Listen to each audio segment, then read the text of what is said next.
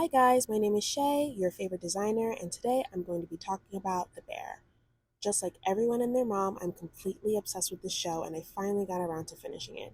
It was created for FX by Christopher Storer, starring Jeremy Allen White, formerly known as Lip, our favorite Chicagoan, and Io Baderi, just to name a few of some of the talented actors on the show. If you haven't gotten around to watching it, I suggest you run, don't walk, because I know you know someone who has a password for Hulu for you. It is some of the most anxiety inducing content I have seen thus far this year or maybe ever, and the characters and their families are chaotic to say the least. As an ex hospitality worker and a designer who creates hospitality spaces, triggering was an understatement. With that being said, I was completely entrenched in the universe that is The Bear, and I could not peel my eyes away because of this chaotic cast and everything about the show that I was deeply committed to finding out what was going on. This season covers so many themes, the biggest one being redemption. Redemption for some of our favorite characters now, who we didn't like so much last season, like Richie. Sydney took it home for us at the end, and Tina, a crowd favorite. As someone who loved watching the show, I wanted to see just how good our characters could get overall. But as a designer, I really wanted to see what was going on with the beef turned the bear. I needed to see how they were going to turn this restaurant that was something I could tell was sticky to the touch, like Cicero said, Still looks like some kid painted it with his ass. and I just needed to know how they were going to make this into a Michelin star worthy restaurant.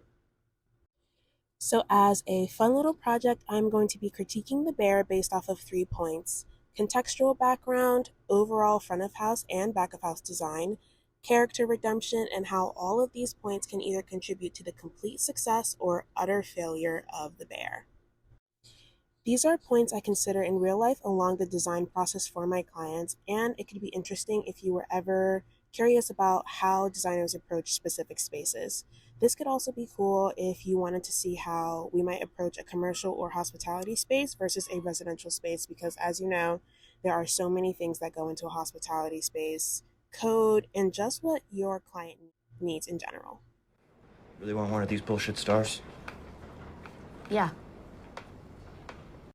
I'm not keeping in mind budget, because this is a fake set. But that being said, I don't think that any of the things I'm suggesting are, completely out of this world. That I think that considering how the space turned out, they would be able to afford these changes, or at least some of the changes that I might be suggesting. Okay, guys, I'm super nervous to be doing this. When I'm recording this now, it's taken me a lot to even get to this point. This is my first video, so, be nice. If you don't agree, it's okay. I would love a constructive discourse in the comments. But if you don't have anything good to say, dude, just keep it pushing, Appreciate you in advance. And remember, design is always subjective and always beautiful. Okay, designers, let's get into it. Okay, just a little background knowledge about the show and a little background on the design process for some people that aren't familiar with either. We're talking Family style? Two tops, boots? Danish design. Tasting menu at the bar Window on the side. for sandwiches. Yeah. the little clips of the restaurant that we were able to see. You could tell that it came out absolutely gorgeous. It has done a complete 360 from its original design, but that being said, sometimes a 360 can contribute to a brand's downfall because it alienates previous clientele, but we'll touch more on that a little bit later. This is why branding is so important alongside the design process, as it will help determine a lot about knowing your audience slash clientele and attracting new ones. I often work besides marketers and branders, while I'm doing the design process, because it's good so that, they don't seem so far off from what you're producing interior design wise, the palette, the colors, everything like that. We create mood boards together and work on the brand identity alongside my client's design, because it's important that your brand can be identified and attracts and sustains clients. So, just a little bit about the design process. You have the first phase, which is learning your client's why, what their needs are, etc. You have the second phase, which is going to be design development. This is when you're going to bring on your branding and marketing to go in conjunction with what you're producing on the interior. The third phase is going to be construction and budget review, basically telling Carmi he can't have $5,000 door pulls if the budget isn't, working out. And then the last phase is going to be leaving your client with a sustainable and enjoyable design. That being said, if I were Carmi and Sid's designer and they said Danish design, my first question would be why.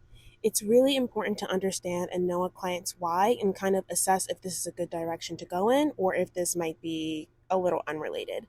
This leads me to my first point, which is locational context and legacy context. When they first revealed the space, as much of it as you could see at once, I thought it was obviously gorgeous and such a better place than the Beef. Although it was a really nice restaurant, it looks like it could be pretty much anywhere. It was giving Brooklyn, kind of Lower East Side Manhattan, but it wasn't giving Chicago. There aren't many Danish or relatively similar style restaurants in that area, and the distinction in context could be a little bit of a double edged sword. On one end, you have something so shiny and new that everyone rushes there at first, and it's not sustaining the type of crowd as, my hometown bar, my hometown pizza spot, my hometown restaurant that I bring everyone I know to, attracting. And sometimes the hometown place, it can look nice and it can attract new clientele as well as your regular OG clientele. Emulating Noma, kind of Carmen and Sydney, and now Marcus's obsession with Copenhagen, coming from a place and a group of people that is so authentic as it gets, it we want to see more out of this space, or at least I wanted to see more out of this space. It's very blank. It looks very barren. Everything is light. We kind of needed some character in there. We love some of our favorite characters like Marcus, Tina, and Richie because they are who they are. And even though they've been refined, they are still themselves. And just like Richie trying to find his purpose, he's still Richie and he is a people person. He's just more refined at what he does now. The restaurant looks a little bit like Carmen's apartment, almost exactly. Tone, style, completely barren. It has little to no personality, and not that Carmen doesn't have a personality, but you could tell that a majority of his personality comes from his work ethic, his background, the fact that he has worked in all these really fabulous places, but when he comes home, there's, really nothing going on that shows who Carmen is as an individual. And the restaurant kinda is emulating the same Not vibe. unpleasant at all. And also, what the hell is that? It's a painting. Yeah, I hate it. In such a saturated and difficult industry, you really have to have a unique voice and take in order to make it. And even then, it's not a guarantee. It becomes when you kind of have a blank canvas and watered down, no character kind of space like this. I'm not saying it's ugly. It's gorgeous. It can just kind of be anywhere. It sort of becomes a missed opportunity. The architecture and design in Chicago is so diversely rich and home to so many types of architecture. It was always home to innovative designs, from exhibiting them at the World's Fair to being the stage for many postmodernist, iconic projects. When designing a space, especially as a part of the schematic design, locational market research is important in order to kind of see the market in which you're going to be attracting, what their age group, their demographics are, and what they might be interested in.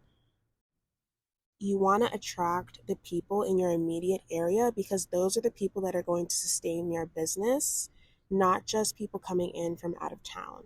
Questions like who is in the area, what are they looking for, why are they looking for it, will they keep looking for that, is really important because you want to know if what you're offering is just a trend or kind of like a one-off thing. As a designer, as a brand marketing researcher, it's really, really important that you lead your clients in the right direction because this is going to be key. This was my issue with working in hospitality design, is because sometimes designers are doing everything for the aesthetics of it all. And like I said, a lot of spaces are beautiful, but is it the right type of design for the market that you're in, for the location that you're in, because it's going to be really important for sustaining a business. I don't know how many times designers create beautiful spaces and everyone comes to the opening and it's really, really chill and cool for a year to 2 years and then they're closed down. And as a designer, I don't know how you can consciously be kind of leading your clients down this road. And it's so important to get it right and to do it for not just your client, but your client's clients. Who is going to be sustaining them? That being said, with this space, I do think they did a good job in terms of age demographics, because it's not super trendy and it's not super old school. So that in that case, it's going to be attracting an entire every single age range possible. Young, old, I think everyone could come in this space and kind of feel at home. The main group I'm worried about when it comes to the beef turned the bear are their OGs. OGs of this restaurant have been fueling their business for years. Like Sydney's dad said, they've been coming. They used to come every weekend to this restaurant. The guys that were arguing outside, they calmed them down because of everyone's love for the Italian beef sandwich. People are coming there for sandwiches, and I'm wondering with the new menu and the new design if it's alienating an entire group of their clientele. Besides their dinner and their tasting menu, they are going to need a lunch crowd. They need crowds for everything in order to pay back that 18-month loan that, Carmen stupidly made, but, that's a Carmi problem. And in order to do that, they need a killer lunch crowd as well as a killer dinner crowd. So I'm wondering, another question that I have would be, what's their lunch menu look like? You don't want to alienate the clientele, the only clientele that you've had for years, in the sake, for a star. And if the only way that I can get a sandwich is through that decrepit alley, I don't know if I need to still be coming here. I'm sure there's another place to get sandwiches. We witnessed how hard it was for actual employees whose livelihood depend on this. It was for them to change, like Richie and Tina and even Ibra, how hard it was for them to manage this change. With your clientele, they don't have to manage change. They don't have to come in here and say, this is my only option. They can go pretty much anywhere else. So you don't want to have to alienate them. And I don't know if going through this very sketchy alley where, Richie used to sell Coke out of is going to make me want to come to this restaurant anymore. Another point in context, which kind of ties into the OGs, is legacy context. The fact that this was the Barazzato family restaurant and that's what people know it for. And looking around at the design, it seems a little bit impersonal. There's no photos.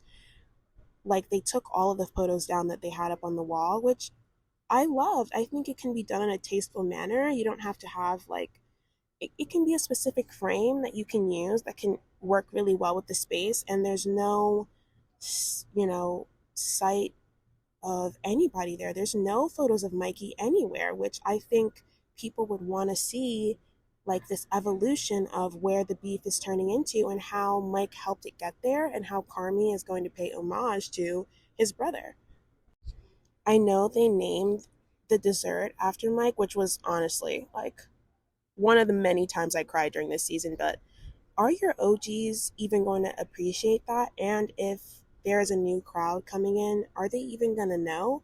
You really want to be able to, people don't want to think. You want to be able to tie it in together and have this emotional pull with your audience, and it's going to make them feel more at home. It's going to make them feel more involved, and they're going to keep wanting to come here and bring all their friends and bring all their family. In general, I do think not just for the clients, but also for the family that is the bear. Carmi, Natalie, Richie, Tina, everyone, even Ibra, everyone loved Mikey so much.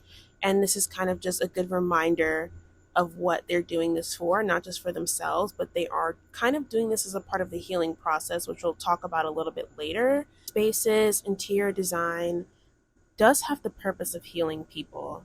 Would you rather go to a place and work that sucks, or would you rather go to a place that provides you with purpose? So I do think that not just the clients, but also the staff needs to feel the purpose behind everything that's going on at the new version of the restaurant, the beef turned to bear, and also be able to communicate that gracefully. We'll talk about a little bit later that at the end of this, they're going to have to now catch up staff wise, operations wise, with the caliber that the restaurant is now on.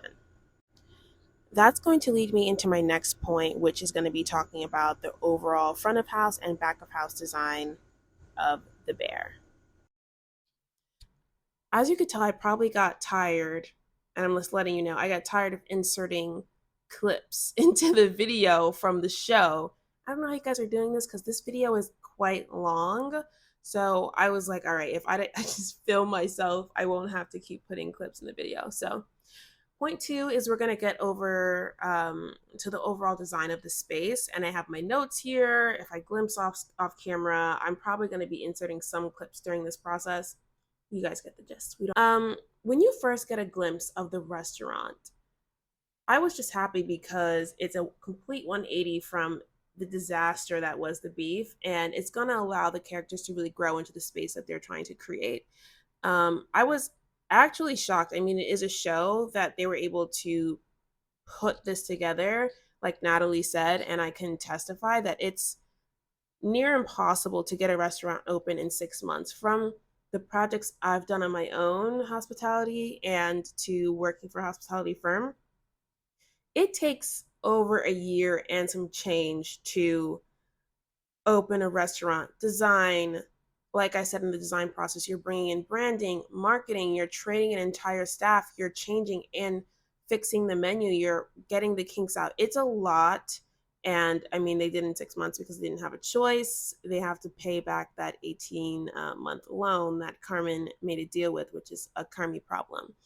And in terms of functionality, they did great. This is as good as it's going to get with this space. It's a pretty small, intimate space, which I love smaller restaurants. You don't get lost in the sauce. It feels like a more personal experience. So I think that they were able to achieve that in this space.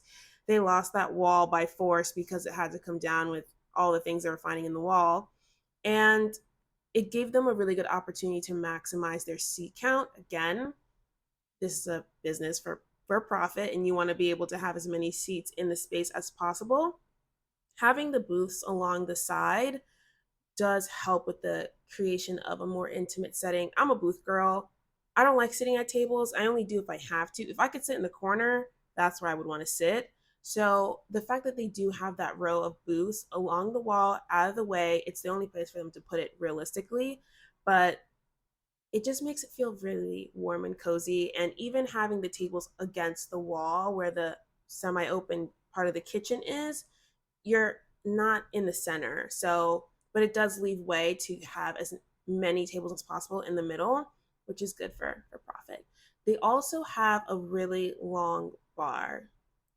I am pro bigger bar. I've had, so many debates with clients about the size of their bar. A lot of people like the more, you know, boutique looking bars that are smaller, but in a restaurant that's trying to, again, make money, it's not functional. You need more than one bartender to be able to fit back there, a bar back to be able to fit back there, runners who are running food without trampling over each other. So they have that bar along the right side when you first walk in. And also in terms of the marketing aspect, which we'll get into because I created a marketing plan for them. Next video, please. This is already like going to be 40 minutes long. But you're able to host happy hour events, college events. The OGs will probably be comfortable sitting at the bar.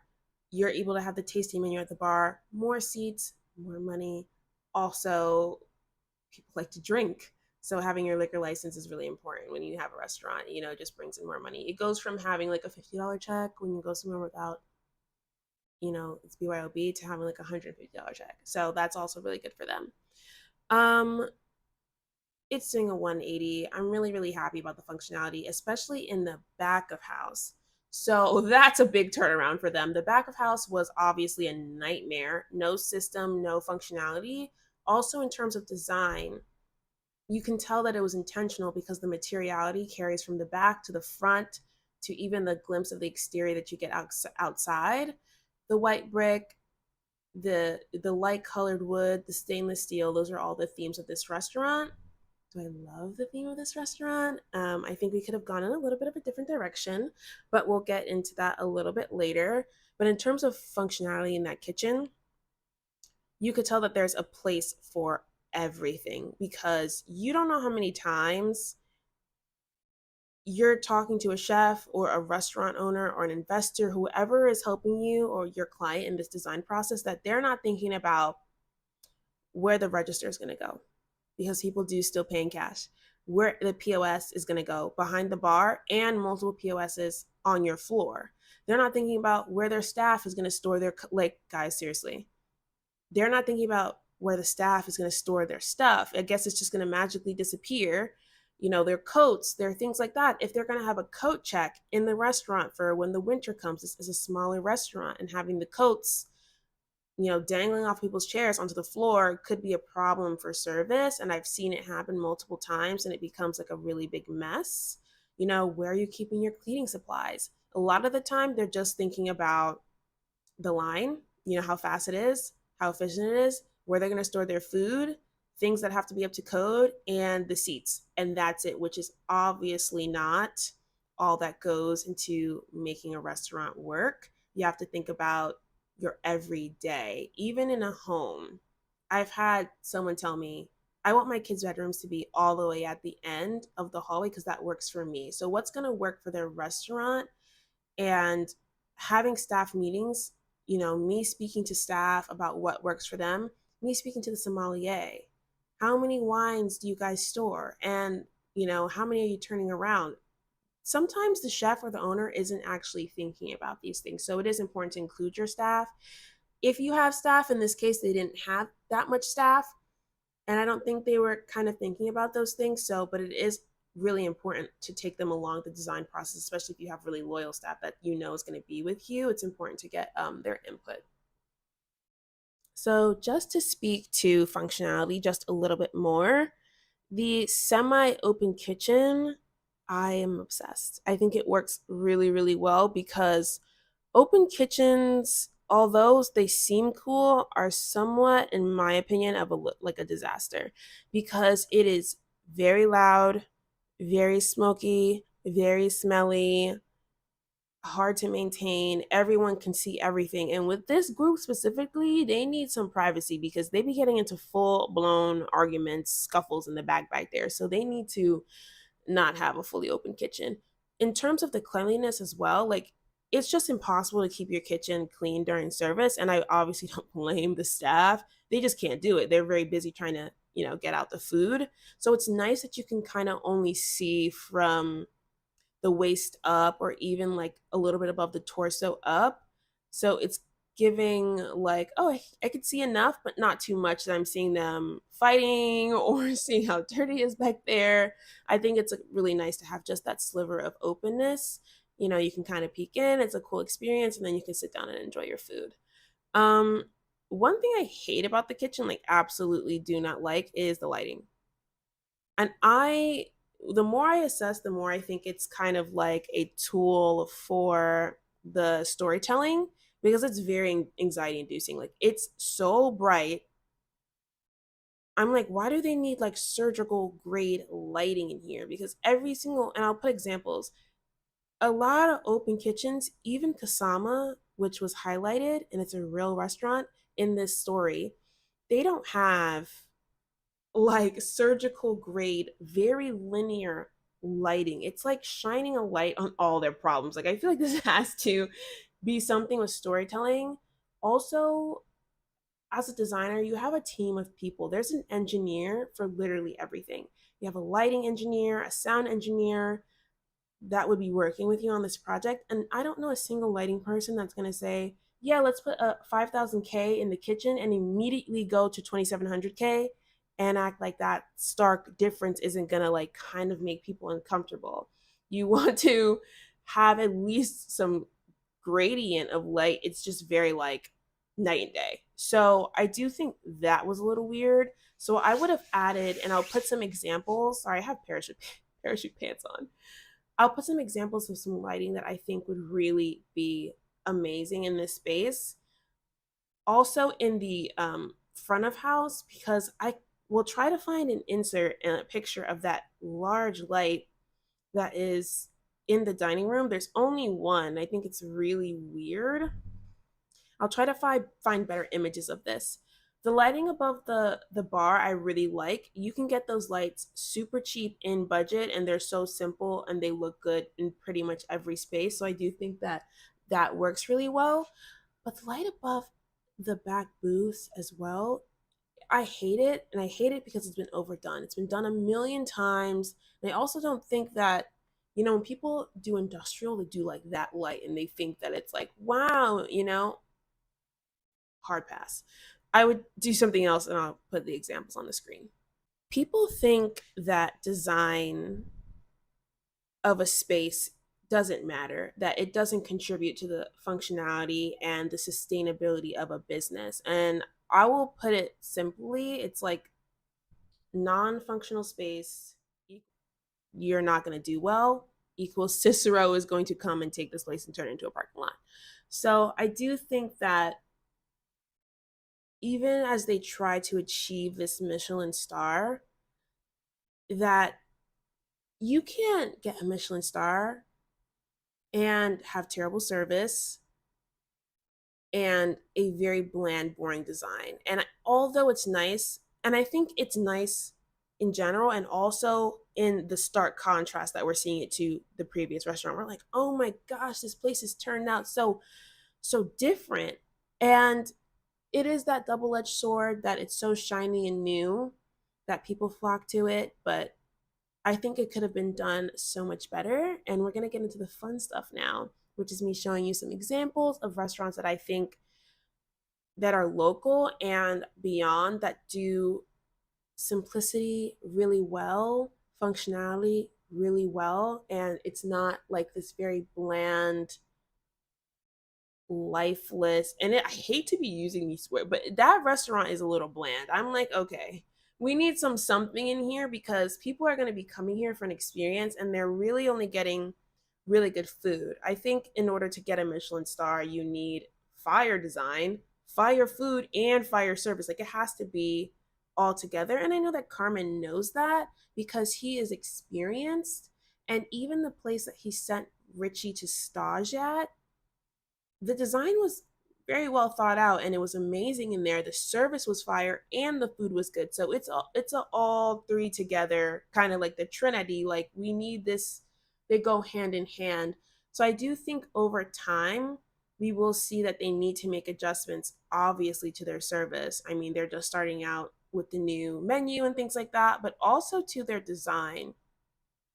In order to attract and maintain clientele, they might need to make some tweaks, which can happen over time. I do think that people get discouraged that they have to, especially if you're on a budget, do everything with your restaurant perfect the first time.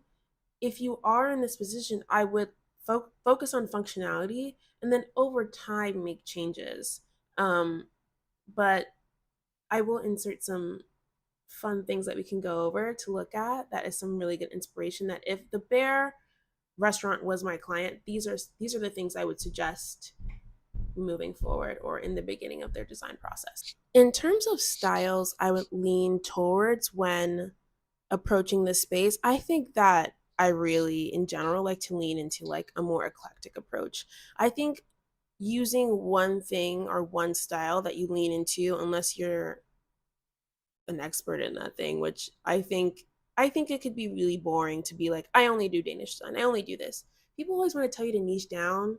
I don't agree with that. I think that you can, and if you're a good designer, you can do a lot of things really well because you have an appreciation at least for things that, like, I'm a modern person, but I don't only design modern. Like, that would kind of get old after a while. So I love Japandi for this restaurant. I think that it is giving some Danish design and some other aspects that make things interesting. I think it is a form of eclectic design that a lot of people should lean more into while adding color, because Japandi can be a little bit getting into that grayish thing, which I'm glad we're kind of leaning out of. You need color, and trust me, I'm like a very, for my personal style, very neutral kind of person, but I never do that for my clients. Like, I think it's more of like the chef thing. Like, chefs go home and eat peanut butter and jelly. Like, I come home and I don't necessarily design my whole space. Like, I'm kind of too tired to do that. So I think that Japandi would be an awesome base or umbrella to the design with little things branching off of it. Like, that would be the central point, and you could still add so many aspects that you see in Chicago. Postmodern, you have a traditional design, transitional, which is kind of like traditional into contemporary. There's so many things that, and you can just take aspects of, which is really the importance of getting your clients inspiration, allowing them to articulate, and then also taking that and leading them into the right direction. I've had people send me pictures on pictures on pictures on pictures of inspiration, all different styles, and you really have to ask them, like, what about each picture do you like? Because a lot of the time it's the concept or the function of a space. Like, for example, I'll talk about this tub area. My client sent me this bathroom area, and meanwhile, it wasn't the style that she liked, it was the functionality that she liked. She wanted a really large shower that could fit a freestanding tub in, and it had nothing to do with the actual picture. So this is your job as a designer. Is Well, you're not a magician. You do need them to be able to articulate, but you also need to be able to do your market research, pull inspiration that you think works really, really well in the space. Do that inspiration dive with your client so that you can help them narrow it down if they're not able to themselves, in order to lead them in the right direction. So I think these examples that I'm putting on the screen do a really good job at paying homage to the types of spaces that they're in, the materiality of the spaces around them, not just within, because sometimes you don't want a stark contrast to the things that are around you. You're walking down the street and you're like, where did this even come from? I think that you do want to be idiosyncratic to the area that you're in. So I think that Japandi could be a little bit, still giving the client what they want, but then using aspects of other design inside to make your patrons who are going to be funding, and again, this is a business, make them feel at home, make them feel like this is a really good overall well-rounded experience in dining. I think sometimes, you have to have a reality check with your clients, and you need to indirectly tell them no or directly tell them no. And I think that this restaurant is a hometown restaurant that's getting a rebrand, not a brand new company coming in and buying the beef and making it brand new. This is the Bearzato family restaurant. Just like when Richie was outside talking to one of the guys, I was getting an argument, and they're like, oh, they're putting in a sweet green down the street. Like, what the hell is going on in this neighborhood? Like, you don't want to then turn around and become sweet green. You don't want to be a part of the gentrifying process. I felt that heavily in Newark, where I went to school, and a lot in Philly, by where I grew up in South Jersey, that I didn't want to come in there and now be like, oh yeah, I'm going to be a developer and develop this whole space for profit and not care about the people that live there. Yeah, that's what I'll say about that. We don't like to use the G word, I guess.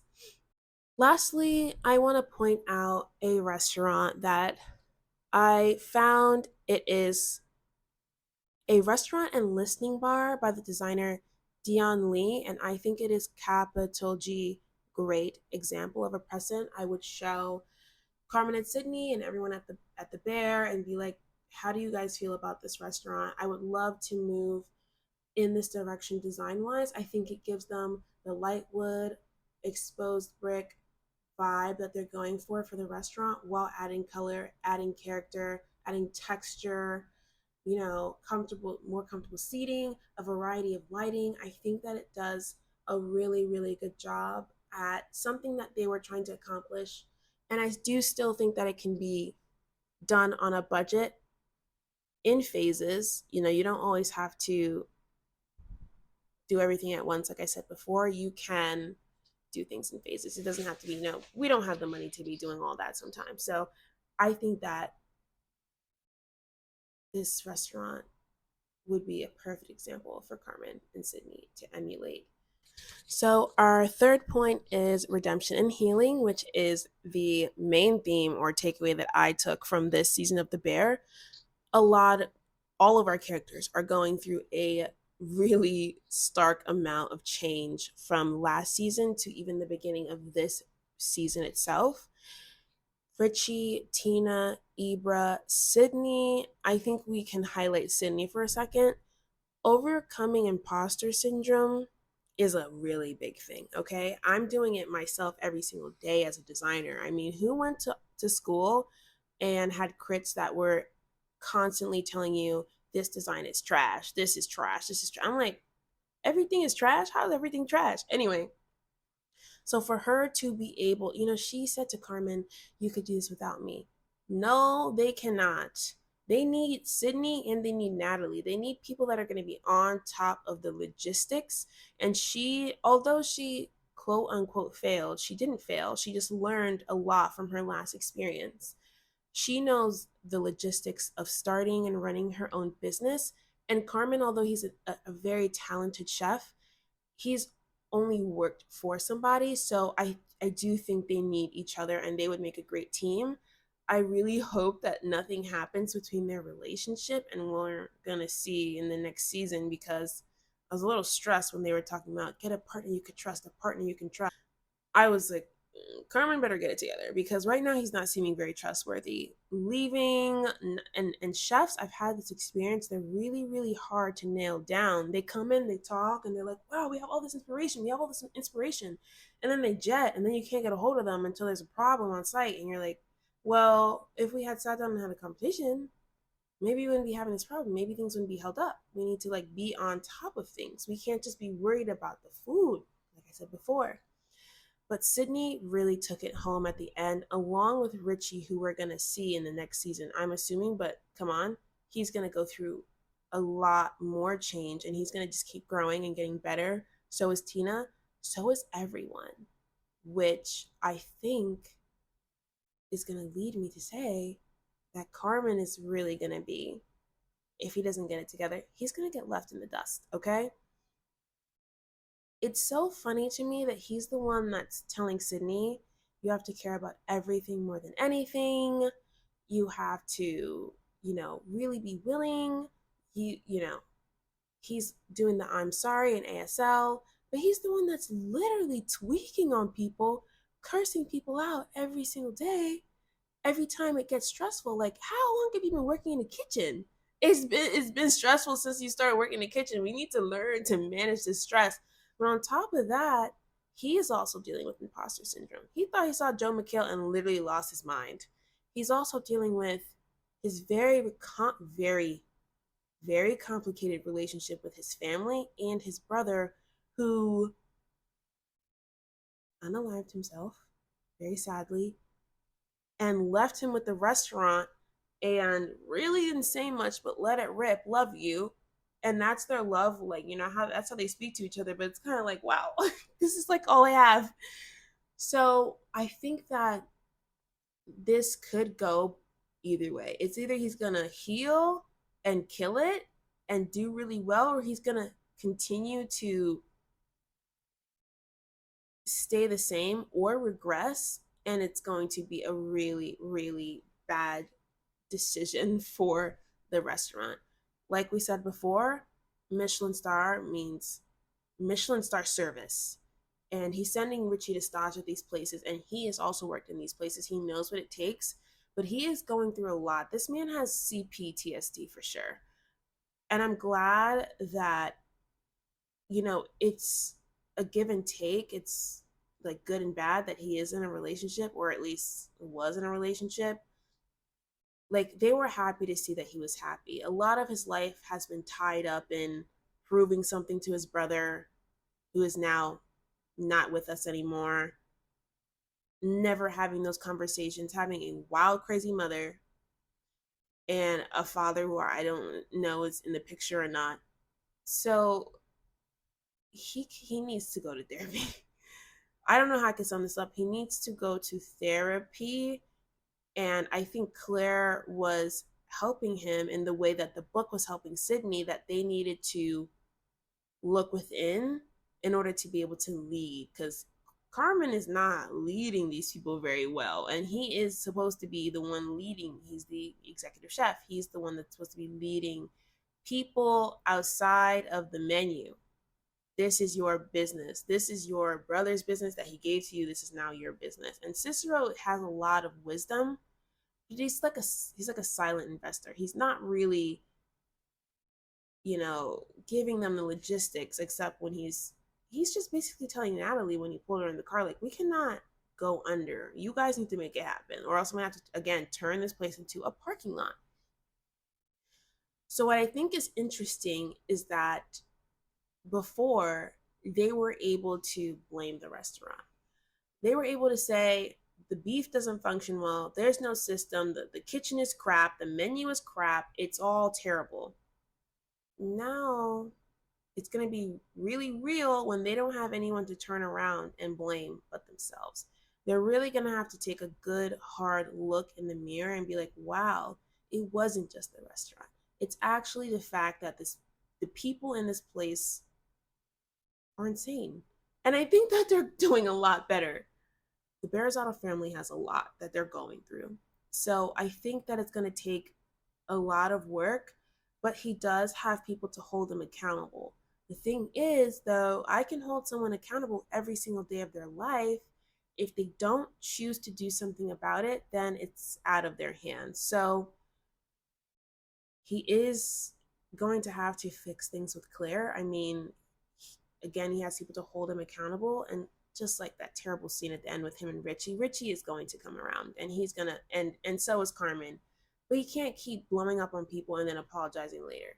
We have to be for real, okay? So he's gonna have to talk to Claire, and I kind of hope that she's not around anymore.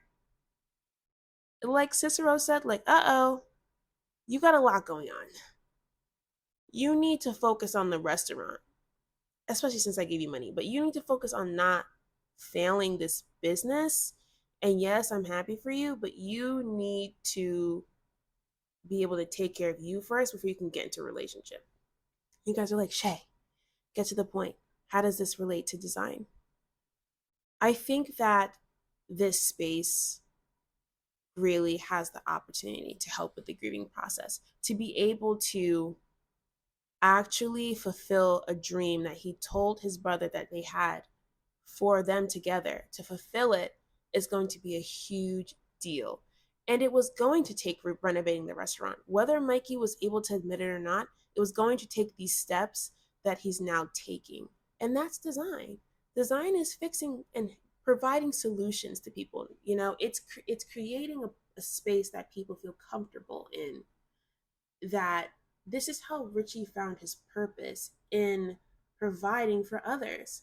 And when you're in a hospitality space, you're providing for others. That is their temporary home, that you are cooking them a meal and you're sitting down with them and you're getting to know them.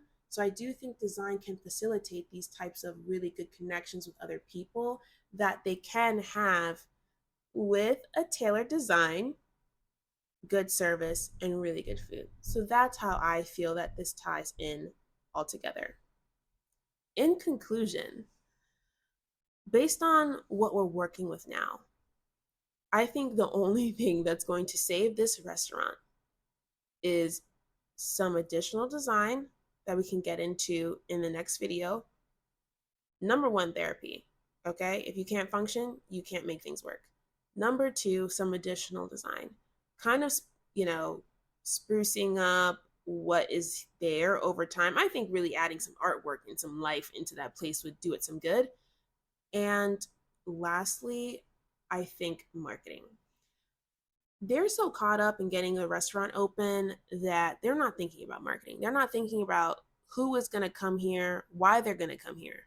That's marketing. Your target audience.